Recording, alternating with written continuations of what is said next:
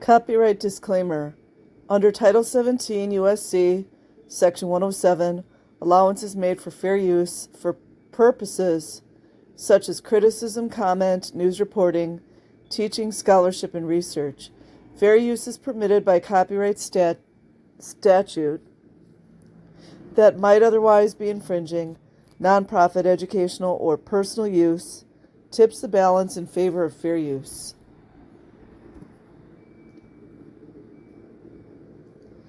So this article is from Daily Beast. Ex-Scientologists came forward with shocking child trafficking claims. Now they say they're being stalked. That's a fair gaming. The three plaintiffs, all former members of the church's Hardcore Sea Org, the one filled with minors still, filed an amended suit that also accuses Scientology head David Miscavige of dodging being served. This is from 2022. In late April, three people who grew up, means they were children, on a Church of Scientology ship,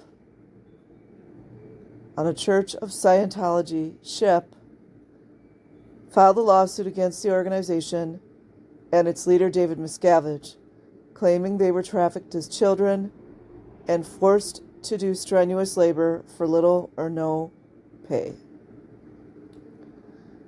Now the former members, Guywan Baxter, Laura Baxter, and Valeska Paris, have filed an amended complaint detailing more accusations of abuse on the vessel, called the Free Winds. More people need to speak up about that. Which is used by the Church of Scientology to train members who wish to reach operating Thetan Level 8. Let's get in there that they're minors. I'm pretty sure all of them are minors. The highest level of Scientology, attaining this can cost up to $2 million. The ship is also used to house members of Sea Org, Scientology's fraternal religious order. Oh, what a beautiful choice of words there. Fraternal order. And its most hardcore adherents. I don't think people have a choice. Free Winds was quarantined in St. Lucia in May of 2019 due to a measles outbreak on board. That's very interesting. The trio claim that since filing their initial suit, the cult's operatives have harassed them, fair game, and monitored, fair game, their families outside their homes and in public spaces. Some of the relatives who are still church members, cult members, have pressured them to drop the complaint or disconnected from them entirely, which is another policy of theirs. The Scientology term meaning the severing of all contact. They are also now accusing Miscavige of concealing his whereabouts to avoid being served with their suit. Something really weird about how they keep focusing on that one. Almost like a distraction. Plaintiffs have undertaken diligent efforts to attempt personal service on David Miscavige. Let's see, that's the fourth time they're telling us this. So far, making 14 attempts to personally serve him from May 31st through August 2nd, 2022, states the amended complaint filed on August 2nd. Since June, court papers say the ex-members have enlisted a private investigator to conduct surveillance on Miscavige's suspected residence Hold on, guys. I don't know about this article. Okay, so, and when a process server visited multiple Scientology properties, including the Sandcastle Religious Retreat building, security guards allegedly forced him to leave and refused to answer questions because they've been trained like good little doggies. Miscavige has also evaded service, the plaintiff's claim, by instructing corporate office staff to refuse to accept delivery of packages addressed to him.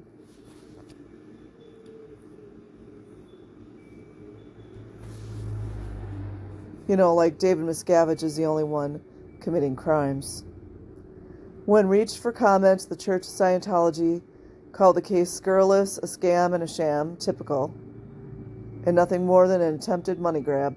They love that phrase, money grab. Exactly what Rinder keeps screaming.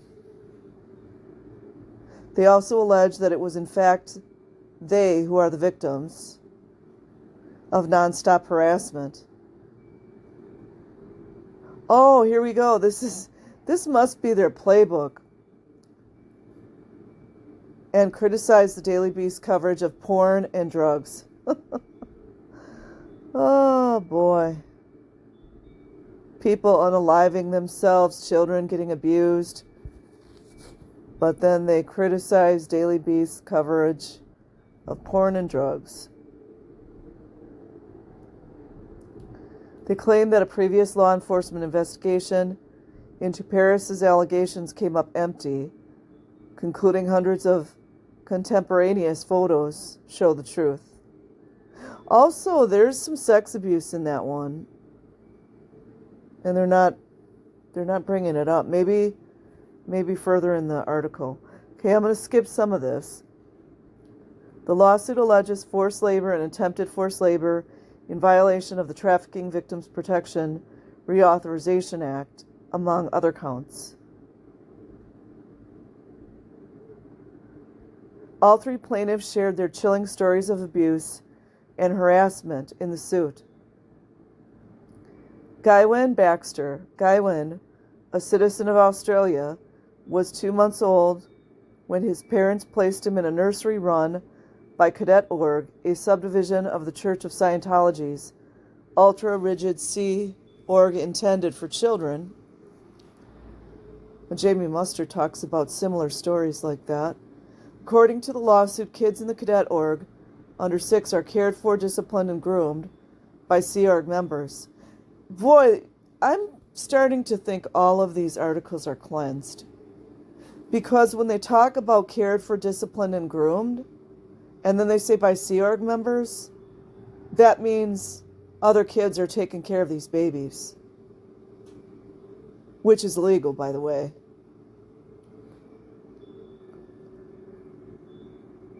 Prepares them for a lifetime of servitude under defendant's control. Once he turned 6 around 1988, Guywan became, sorry if I'm messing that up, became a Cadet Org member, signed a contract, the billion-year contract, vowing to serve the church for 1 billion years, and was forced to live in a dormitory that, according to the complaint, was a repurposed Quality Inn with about 100 other children. Could that be Fort Harrison?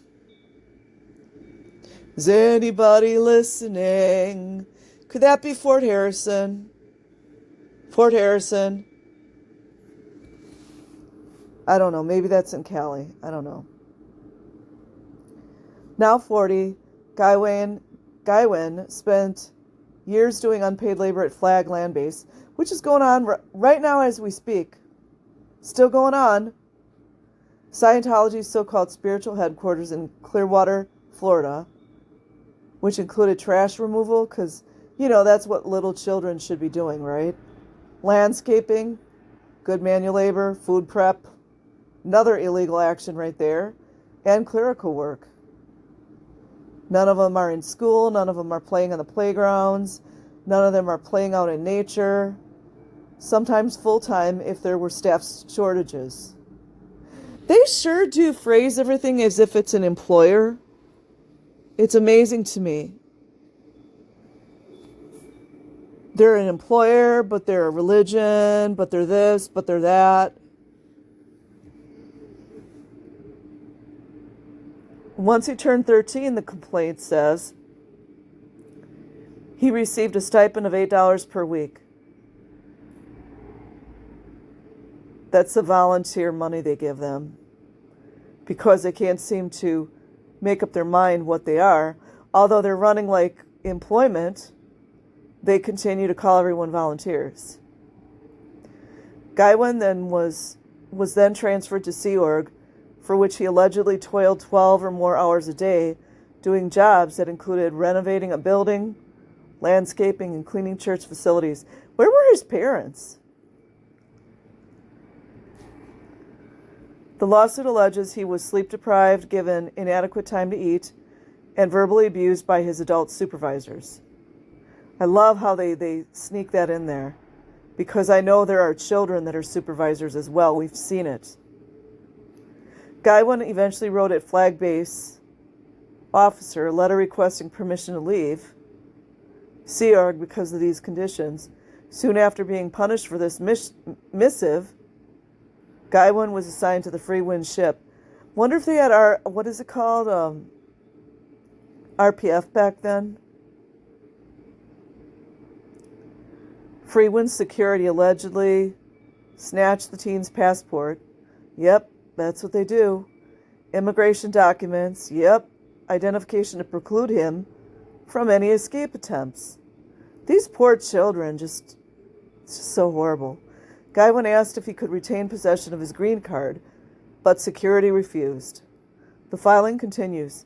Several months later, Guywan asked to be permitted to leave the ship and return to the United States so that he would not lose permanent resident status, but his requests were denied.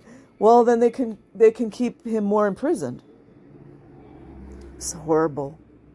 The lawsuit adds that Guywan worked 16 to 24 hours per day, performing arduous and sometimes dangerous manual labor. That's why I really have an issue with some of these older Scientologists up there talking about how great the free ones were. I mean, maybe there were some good times, but I also think more victims need to come forward. 8 months into his stay on the vessel, Guywan asked to jump ship. The complaint says that anyone who informs fellow staffers they want to leave is accused of committing what's known as a suppressive act. There we go again. Poor children, for which they are punished, subjected to security checks and other handling until they confess to their crimes. So horrible, they don't even have a chance. In Guywan's case, the lawsuit alleges an executive officer of the International Association of Scientologist Administration. Could that be Rinder? Or Marty Rathburn? Let me read that again, because maybe I'm confused. In Guywan's case, the lawsuit alleges an executive officer of the International Association of Scientologist Administration. I wonder who that was. A big mystery, isn't it? Brought the teenager into a room and screamed. Ooh, I wonder who could that, maybe like Rinder screams at everyone? Screamed and repeatedly kicked them in the shins. Wow. These poor kids. Guywan was then sent to the engine room for the first of many times in order to write up his OWs. That's overts and withholds. Where members self-report deviant thoughts and behavior. Yeah, deviant thoughts if you don't want to go along with the program, that you want to be free, that you want to go play like little kids are supposed to do. I've heard many stories about the engine room. There's also a story about I think the 4-year-old died, because there was a 4-year-old locked in one of those rooms, and nobody knows what the fuck anybody's talking about. The engine room was extremely hot, more than 100 degrees, dirty and very loud. There was so little room to move that it was difficult in some parts to stand up straight. Yeah, that's a real formula for killing someone. Many times after being sent to the engine room, Guywan was forced to write false success stories, describing the ways in which he supposedly benefited from it, the filing alleges. Yeah, wasn't Hubbard just a wonderful motherfucker? Sorry, I don't know. We'll see if this stays up. After a decade after Gaiwan was transferred onto the Free Winds, he was allegedly forced to aid in extensive renovations of the ship, leading to him working 18 hours a day, according to the lawsuit.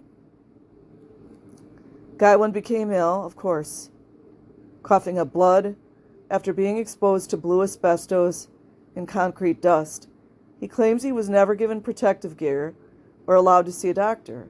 Instead, he was given a brief rest period until his disturbing symptoms faded. Sure, his lungs were damaged. Gaiwan has experienced respiratory problems ever since. The amended filing alleges in 2008, Free Winds was grounded when government inspectors discovered blue asbestos on board. Of course, that's all they cared about, right? They didn't care about the children that were held against their will on the ship. Keep telling you, a lot of these so-called enforcement agencies, a lot of these folks are into children just as well.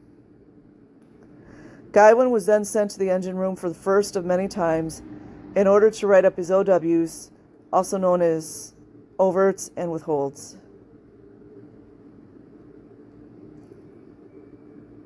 Okay, guys, this is pretty long. I'm going to slowly scroll here. Laura Baxter. Laura was 7 when her mother signed her up. Let's say that again. Laura was 7 when her mother signed her up to take Scientology courses in Germany. So she basically sacrificed her child. She now lives with her husband, Gaiwan, in Australia. Okay.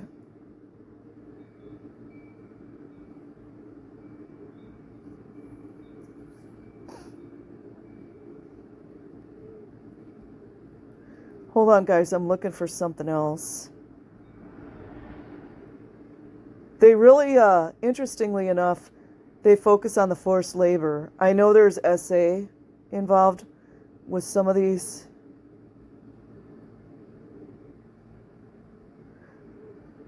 Okay, anyways, I will put the link to the article in the description. Peace.